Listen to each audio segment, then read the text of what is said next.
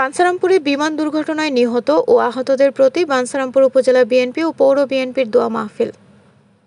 আলমগীর হোসেন, বাঞ্ছারামপুর থেকে staff reporter, Kasba টিভির desk report. শিরোনাম নিয়ে সাথে আছেন আকলিমা রশিদ আলী।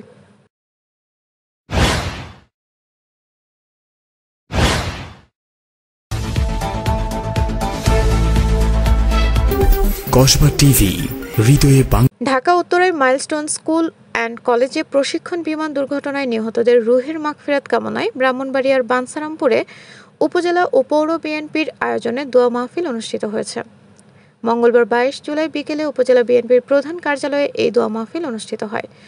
পৌর বিএনপির সাধারণ সম্পাদক সালেম মুসার সভাপতিত্বে ও যুবদলের আহ্বায়ক বিএনপির সাংগঠনিক সম্পাদক হারুনুর রশিদ আকাশের সঞ্চালনায় প্রধান অতিথি ছিলেন কেন্দ্রীয় কৃষক দলের যুগ্ম সম্পাদক, জেলা বিএনপির সহসভাপতি ও উপজেলা বিএনপির সভাপতি কৃষিবিদ মেহেদী হাসান পলাশ।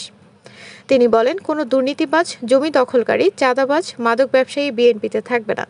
তিনি আরও বলেন, এসব অপকর্মের সাথে যারা জড়িত থাকবেন তারা কেউ শহীদ জিয়াউর রহমানের আদর্শে গড়া দলে ঠাঁই পাবেন না।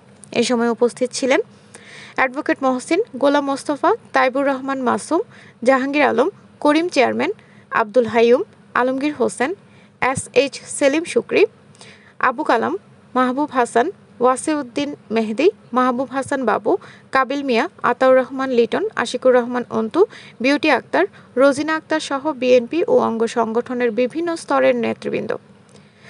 সবশেষে সকল আহতদের সুস্থতা এবং নিহত সকলের বিদেহী আত্মার মাগফিরাত কামনা করে দোয়া করা হয়।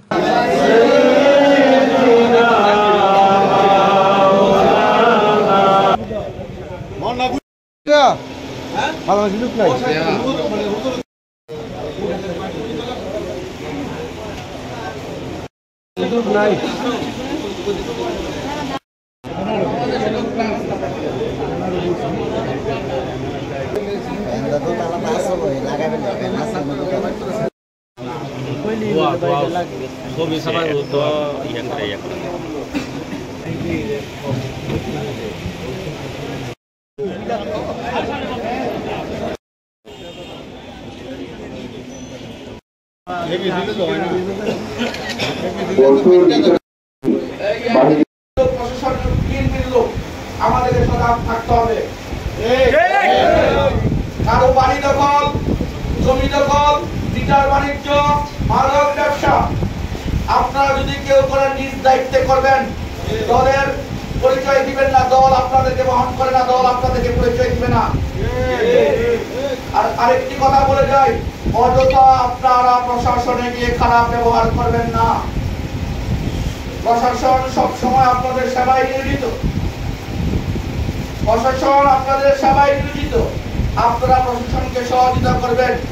কেউ যদি হুমকি দেন, ধমকি দেন, আর যদি প্রমাণ পাই, আমি দলের সিনিয়র নেতৃবৃন্দের সাথে আলোচনা করে আমি কথা দিয়ে যাচ্ছি, আমি আপনাদের বিরুদ্ধে সাংগঠনিক ব্যবস্থা নেওয়ার জন্য কেন্দ্র বিএনপিকে অনুরোধ করব এবং সাংগঠনিক ব্যবস্থা নেওয়া হবে।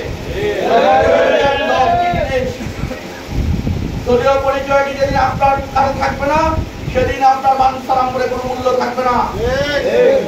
আপনাদের অপকর্মের জন্য আমরা লজ্জিত।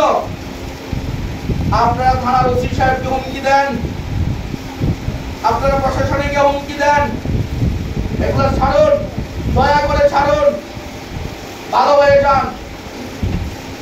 প্রশাসন যখন বিগড়ে যাবে, প্রশাসন যখন আইনের কার্যক্রম চালু করবে, তখন আপনারা পালানোর পথ পাবেন না। আজকে এই কথাগুলো বলতাম না, গতকাল যদি আমাকে ইনফর্ম করা না হতো। আমি আসার সময় আমার সিনিয়র নেতৃবৃন্দের সাথে আলাপ করছিলাম এবং তাদের মধ্যে আমি জানিয়েছিলাম, এমন লোক আমার পরিচয় দিয়েছে, আপনারা জানলে অবাক হবেন, আমি তাকে কখনো দেখিও না, চিনিও না, জানিও না। অপকর্ম করে বলে যে আমরা বিএনপি করি, আমরা পদার্থের লোক।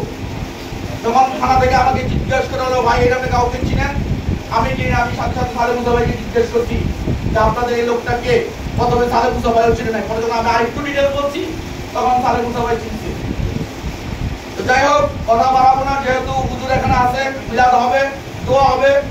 আপনারা শহীদদের জন্য দোয়া করবেন, যারা আহত হয়েছে তাদের দ্রুত সুস্থতার জন্য দোয়া করবেন। আপনাদের কাছে যদি এমন কোনো তথ্য থাকে জানাতে পারেন আমাদের ফেসবুক পেজ কসবা টিভিতে। কসবা টিভি, সময়ের সাথে মানুষের পাশে। কসবা টিভি আপনাদের সাথে ছিল। আপনারা অপেক্ষায় থাকুন পরবর্তী আপডেটের জন্য। কসবা টিভির সংবাদের সাথে থাকার জন্য ধন্যবাদ জানাচ্ছি। পরবর্তী সংবাদ পেতে আমাদের চ্যানেলটি সাবস্ক্রাইব করে রাখুন।